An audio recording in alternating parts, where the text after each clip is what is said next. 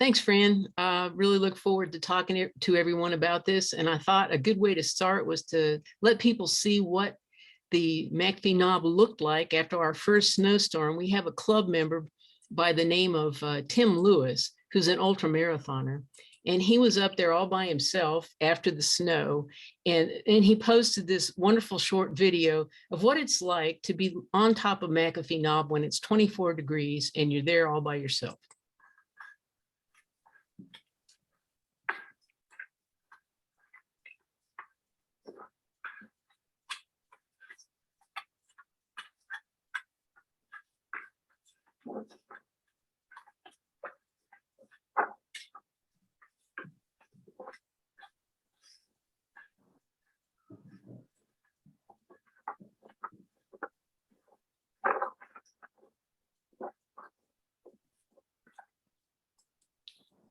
So that's what it looks like.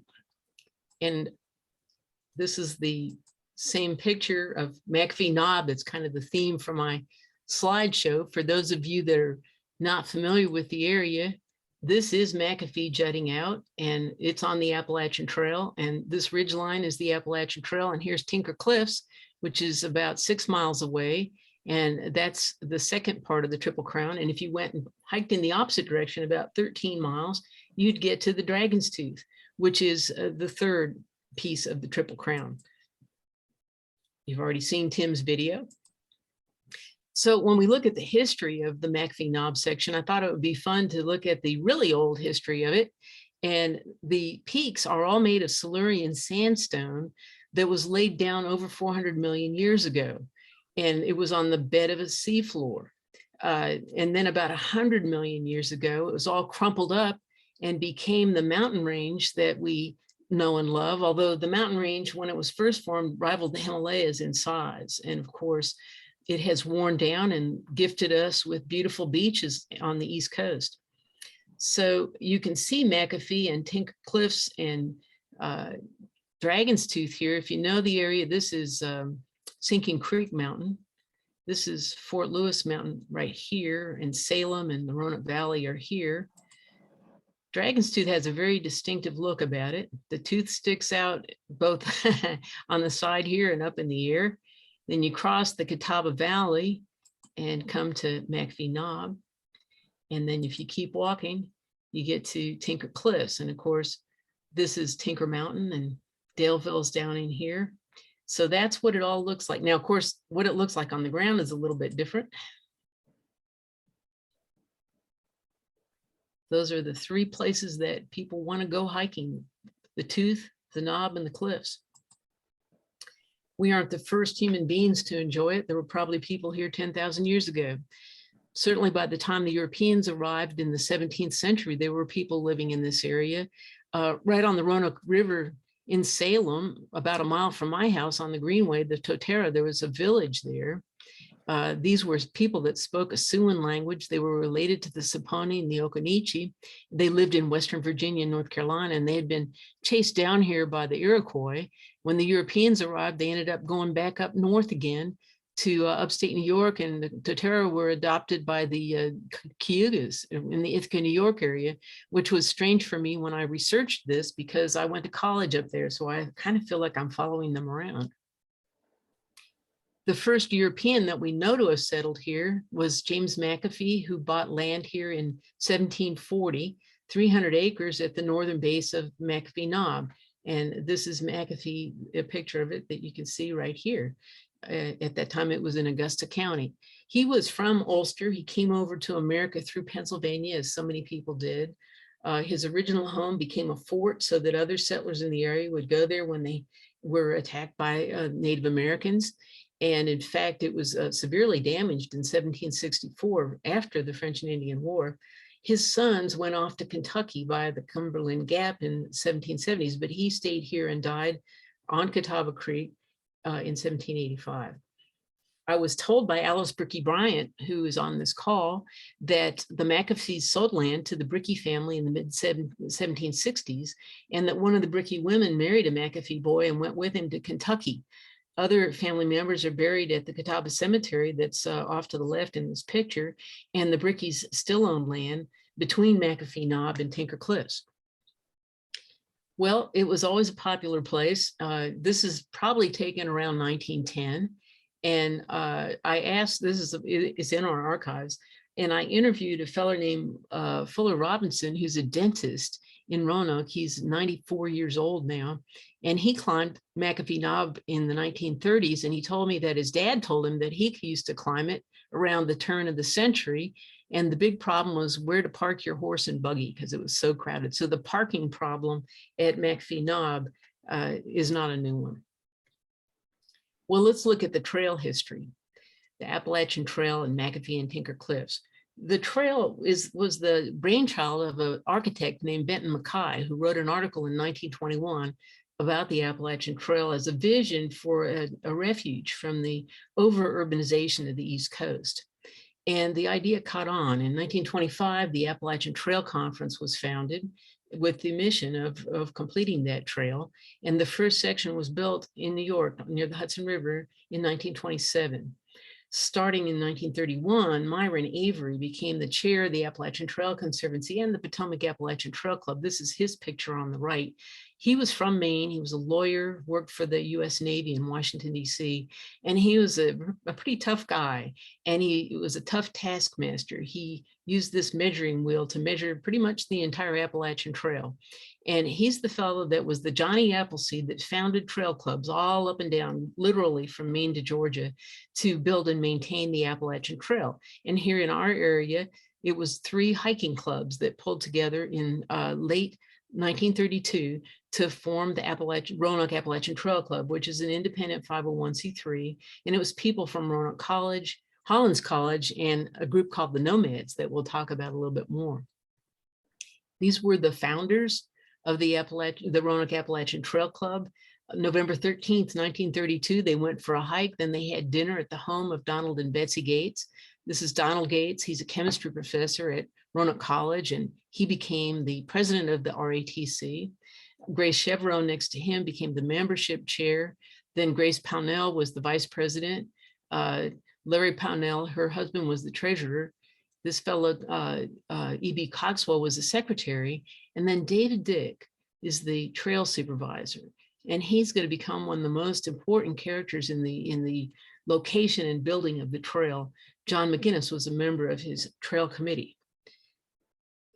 Now, the Nomads, we're not sure who they were. I've been told that they were a women's hiking club here. And this graffiti was photographed by Jim Beeson, who was our president just a couple of years ago. The Nomads, Hike for Health, Roanoke, Virginia, April 10th, 1932.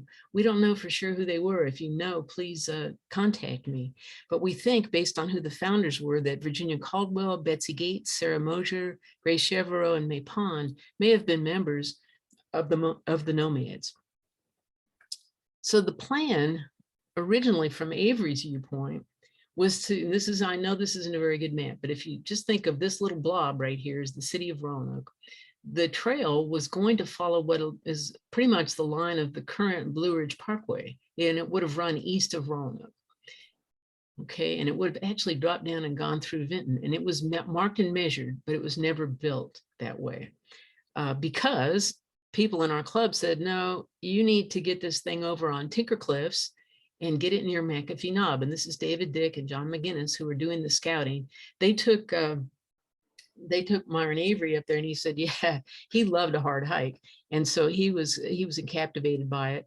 And what he would do, and this is Avery with his wheel, and he's up here on Bent Mountain at this point, but he would come down from Washington, D.C. on a train on Friday afternoon. And on Saturday and Sunday, members of the club would meet him, and they would go do trail work to lay out the route and build the trail.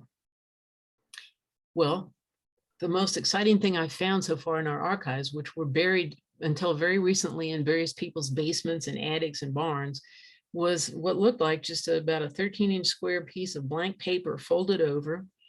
And I found 3 or 4 of them at the bottom of a box, and I was like, they were blank. But I opened them up, and they were maps. They were all the same map. And this is 1/4 of the map that David Dick, who was a certified surveyor, had drawn.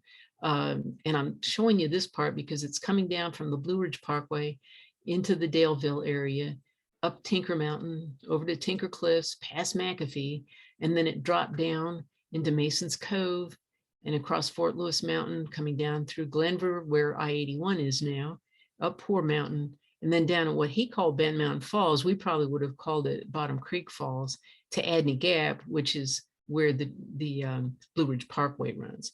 So that's what we did. That was the unusual part. You can see how far west of Roanoke it was compared to the original route.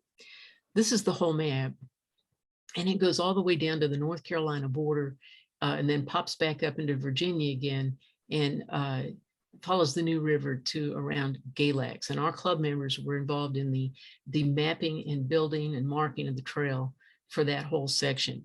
And in his 1933 report, David Dick reported that he made this map and that the Potomac Club made 900 copies of it and gave us 300 of them.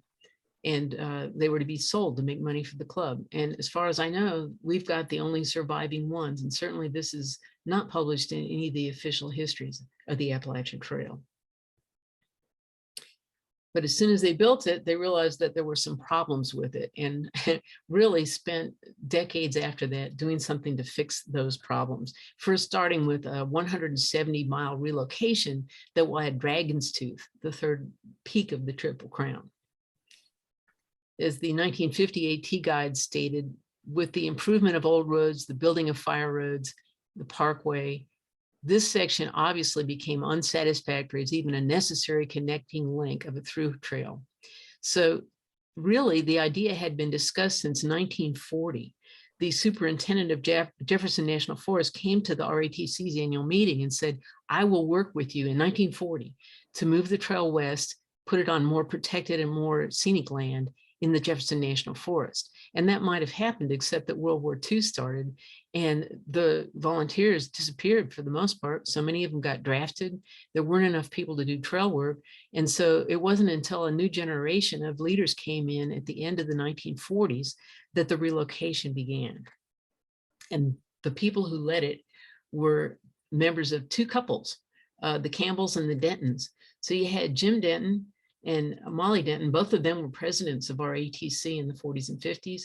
And you had Charlene Campbell, who was a member, and Tom Campbell, who was a member and longtime leader in the Roanoke Appalachian Trail Club. And they seemed to be wearing the same shirts, which was interesting. But they had these challenges. There was too much unprotected land, so that it was just a handshake agreement with a landowner. The trail had become very overgrown during the war. And yet, as soon as people came back, the trail was really popular. And when they got on the trail, that part east of the Blue Ridge, there was too much road walking and not enough scenery. So that's what they were trying to deal with. And they completed 60 of those 170 miles by 1952, including the Dragon's Tooth portion. And this is a current map, so it's not exactly the same, but for the most part, the route that they were building was all the way from McAfee Knob here down to Virginia 16, which is pretty close to Mount Rogers. And they wrote an article about this in a magazine for the ATC, and they mentioned that you could take a bus to either of the trailheads at 311 or 621. You could take a public bus and leave your car at one end and then hike back to your, take the bus and hike back to your car. But they also pointed out that the trail, part of it is still on private land. And so if you hike on the land and you meet someone, be sure that you act as a missionary, because we had to do a lot of missionary work. And we need to create goodwill and keep goodwill with landowners. And that is going to be an ongoing challenge. In fact, from the 1960s to the 1980s, dealing with the acquisition of and protection of the corridor using volunteers, and Tom Campbell is really important in all that, and the National Park Service as two partners. Here's Tom in 1975, the last year that he's active as a volunteer. It looks like he's still wearing the same shirt. In 1968, the National Trail System Act made the Appalachian and the Pacific Crest Trails the first two national scenic trails in the United States. This is a view from Dragon's Tooth looking at McAfee, by the way. The governance was that the Secretary of the Interior appointed this committee, the Appalachian National Scenic Trail Advisory Committee, ANSTAC, very high profile, congressional practically, has members of Congress, has all the agencies, has representatives from all 14 states. And Thomas Campbell is the member for the ATC and the RATC. It's a very cumbersome system. They're not sure what they're supposed to do. If you do a minor relocation, do you get approval from this committee? And that was tremendously modified, but this is how they started out. Between 1968 and 77, there really wasn't any money to protect the trail. The NPS was given $5 million and they spent it on mapping. Where is the trail? And by 1974, there was still over 40% of the trail was unprotected. The management of it was unclear, and there were an increasing number of hikers and therefore an increasing number of landowner conflicts. We encountered this firsthand in the RATC as our board members were getting ready to meet in February of 1978. They got a letter from Raymond Robrecht, a lawyer, a member of the Virginia House of Delegates, and a landowner on the McAfee Knob section. And he grouped together with other landowners, and they said, you can't come up here anymore. Please take note that all of the above mentioned property is private, not available for any public purpose. Specifically, it's not available to the Appalachian Trail Club or Conference for hiking purposes, and the white blaze marks painted on the trees without permission are being removed. So that's a problem. This is an article by Bill Cochran, who covered the Appalachian Trail and other outdoor issues for many years for the Roanoke Times about the slob hikers. And Bill gave us all of his archives a couple of years ago. So we got a lot of great information from him as well. To give you a clearer picture of where the problems were, at this end of the trail, where the McAfee Knob is, well, what our club did was to create an alternate trail during the 9 years that the trail was closed between Dragon's Tooth and Tinker Cliffs. And so you would be, this red line is the AT, you would be coming along, here's Dragon's Tooth, and instead of continuing on the trail, you would walk across the street and get the North Mountain Trail, take that all the way down and then cross the valley at Tinker Cliffs. So that's a first big problem area. And then the second big problem area was over here in Giles County.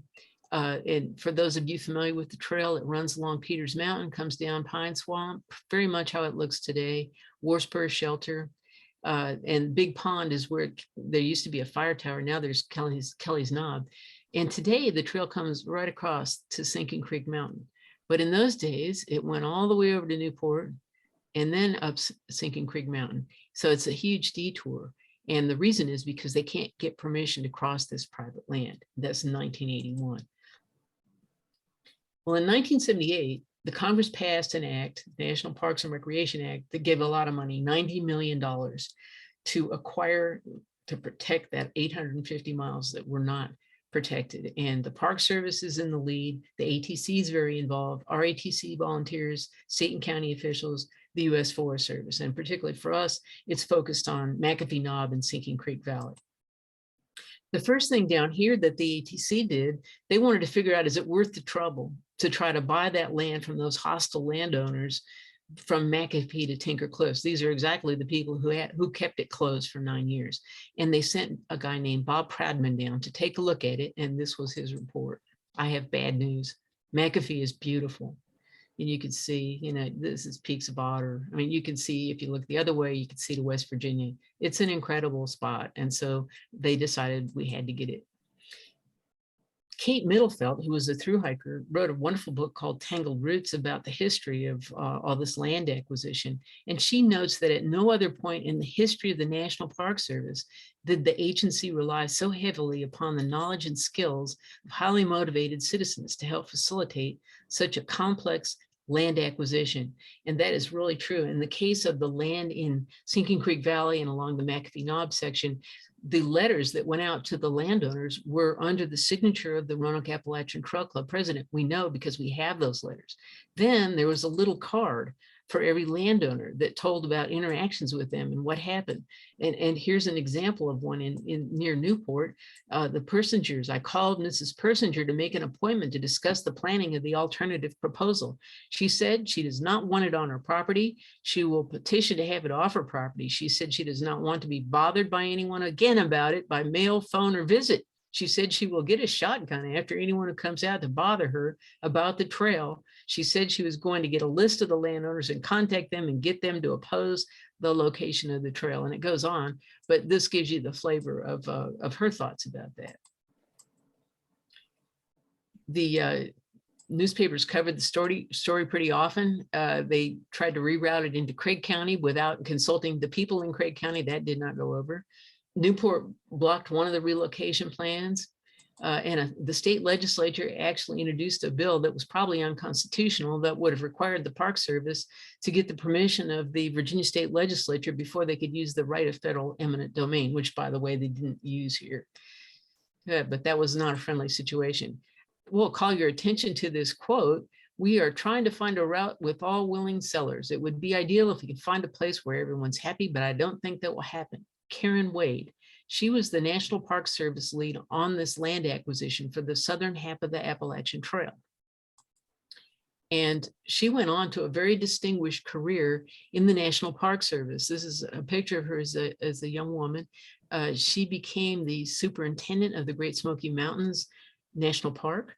She was the regional director of the entire National Park Service around the Denver region, and she was the superintendent of the National Park in Elias Wrangell. It's a huge one in Alaska, big jobs, but she said this was her favorite job. And I was teaching a class with Rupert Cutler over at Hollins University on environmental public policy history. And Samantha Evans, one of those students, said, "You know, this Karen Wade is still alive. She's in Montana. Do you think we could find her and interview her?" Well, sure enough, we did. And she was happy to talk with us, and it's a pretty wonderful interview. I'm going to share a little bit of it with you. And I'll tell you, she was in her rocking chair. So if you feel a little seasick during part of it, it's because she's in her rocking chair, but we got her to not do that after this little clip. Sinking Creek, I sort of remember mostly because of one event. We were having quite a time with one of the landowners, and the woman that from the land acquisition office that was working with the trail club and with me was having trouble getting an appointment with this landowner. And so I decided that I'd go down with her and we would go to meet with the landowner, and don't remember the landowner's name, and probably had blocked it at the time is my guess. But anyway, we drove up this back road, and we had made a call, and they finally agreed to let us come. And we drove up this back road, and we were invited into the house, and we were sitting in the living room, and where I was sitting was facing the door into the kitchen. And there was a gentleman sitting with his gun, cleaning his gun in the kitchen. Just in case. Yeah, I played naive, like I didn't have a clue what that was all about. Wow. But they were very polite, and actually I think we met with them something like 10 or 11 times, and eventually we worked something out. Wow. How many? Okay, now I've got to get back to the slideshow, and I hope I do it correctly. Yay. Okay, so that gives you a sense of Karen. And another thing she told us about was another complication. In the middle of this acquisition process, they started in 1978. In 1981, Ronald Reagan takes office, and he has committed himself to not buying any new federal lands. He doesn't want to acquire any of it, and he wants to shut it all down. But they're in the middle of negotiations with a lot of conservative Republican rural folks that are now prepared to sell or give easements on their land. And so Karen said what was going to happen if we shut it off? They were going to have a lot of really angry people on their hands. Eventually, what happened was we were the only land acquisition project that got approval to proceed during the Reagan administration. Well, after you get it, then you have to build it. And this was an enormous volunteer effort. In some of the Forest Service land, they had paid crews, but most of it's done by volunteers. RATC volunteers do a lot of the planning and the building. ATC founded the Conarock crews, and these are trained crews where people come from all over the country for a week at a time under the leadership of paid supervisors from ATC. and build parts of the trail and shelters and other things that are needed. We also had students from all women's Hollins and Sweetwater colleges, a lot of different crews from different places. And the ATC said that in 1986, volunteers collectively worked 70,000 hours on the Appalachian Trail. So where there was a piece of land that could be having a new trail on it, it got built. Well, very happy day here, March the 8th, 1987, over 9 years after the trail closure. We were finally able to reopen the trail here, and they called it the McAfee Mountain Trail. Charles Perry, our trail supervisor, who was here for many years into the 21st century, was in the lead on that. Linda Akers was in charge of the potluck dinner. She was still in charge of our social activities into 2017. So we have a lot of long-term volunteers that are now showing up as early as 1987. And you can see the new section of trail, and it's the trail that we know and love now. The North Mountain Trail continues, but it's no longer the Appalachian Trail. This part of it is the Appalachian Trail. A couple years later, they opened the new shelter. Both Thomas Campbell and Charlene had passed away in 1986. And so they built a shelter in honor of him. Just the first one past McAfee, one less than a mile past. He had joined the club in 1947. Then he and Jim Denton led that huge relocation in the early 50s. For 25 years, he was on the ATC Board of Managers, and he was vice chairman from 61 to 75, responsible for the trail for the most part, the southern half of it. He was a charter member of the Appalachian National Scenic Advisory Committee and was awarded a life membership in the ATC when he left the board. So just to give you an idea of how the management of the AT works now, there are 31 volunteer clubs that maintain pretty much every inch of the Appalachian Trail. And I like to think of the management of the trail as an inverted pyramid. It's very different than what you would find on a typical National Park Service unit. In the bottom of the pyramid, you've got the National Park Service and the other partners, but the Park Service office that runs the Appalachian Trail in Harpers Ferry has less than 10 full-time staff. So they can't really do a lot hands-on on the 2,200 miles of the trail. Then you have the Appalachian Trail Conservancy, and the NPS has delegated in law the day-to-day management of the trail to the Trail Conservancy, which is a nonprofit organization. It's been around since 1925 and extremely helpful. We work really closely with them. They have around 100 staff. Then you got the volunteers, 31 clubs. There are thousands of people. And thousands of people every year. And if it weren't for the volunteers, within 5 to 10 years, the trail itself would disappear. So that's why it's inverted pyramid. We certainly can't do it alone. We found that out up through the 1950s.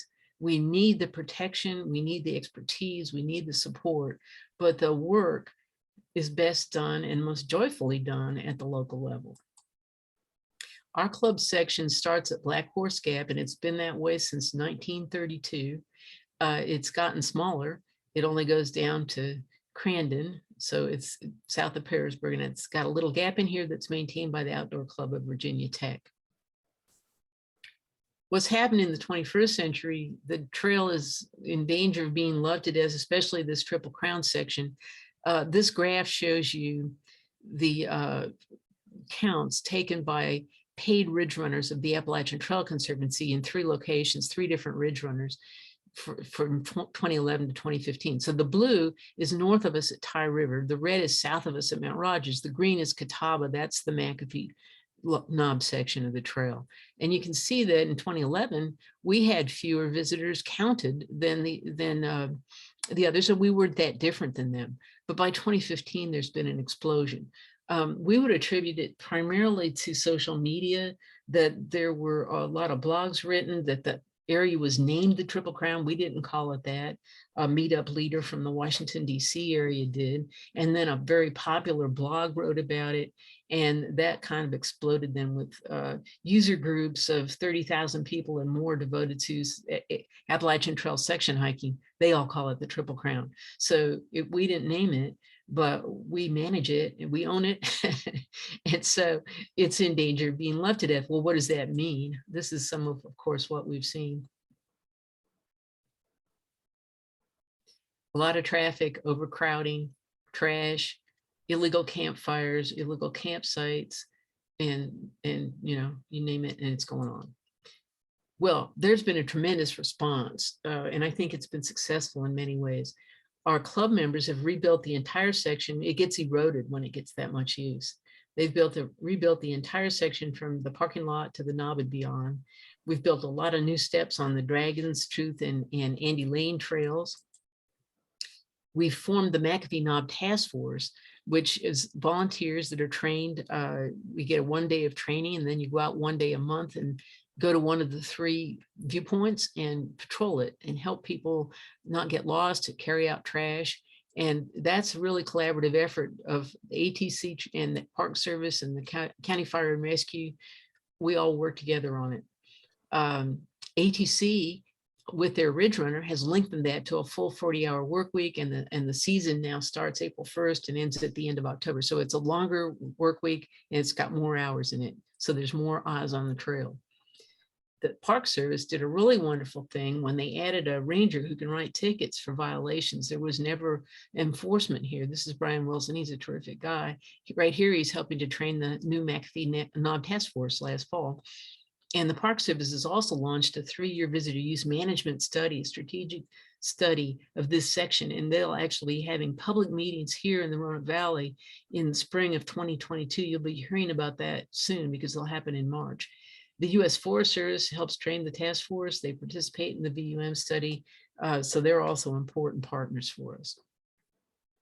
The ATC got funding from Virginia Department of Transportation with support, letters of support from all of us, to build a pedestrian bridge at the very dangerous road crossing between the McAfee parking lot and the trail to the knob. It's going to be maintained by the Park Service. It's a good big trail.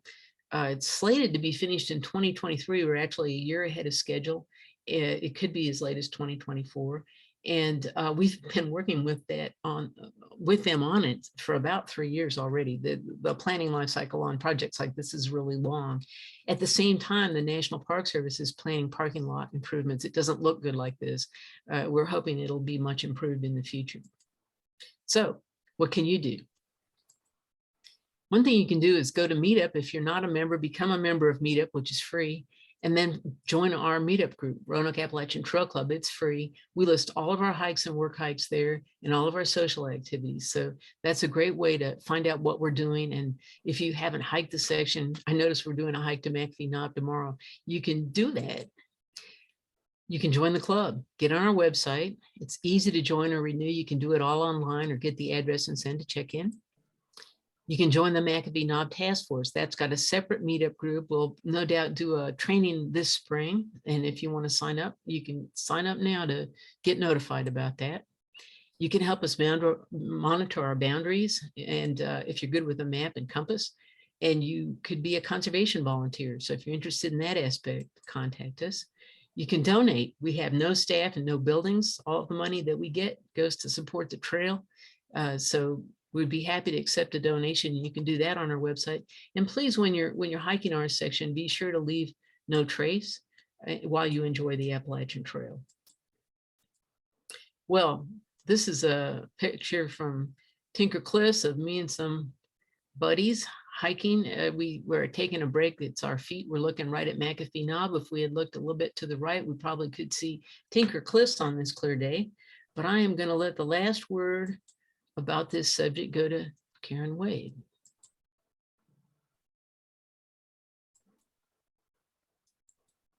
I didn't get much from you in the documents that I researched, but listening to you talk about all these things, I've noticed that you kind of follow everything by mentioning that it was difficult. If everything was so difficult, what inspired you to keep going for such a long stretch of land and for so many years? Like, what kept you into it and kept you passionate about it? Oh, I think probably the mission itself, which was to make sure that this trail had a home, and anybody who walked any section of the trail I think, felt very strongly about it, that it was worth doing, that it was a resource worth protecting. And that was part of it.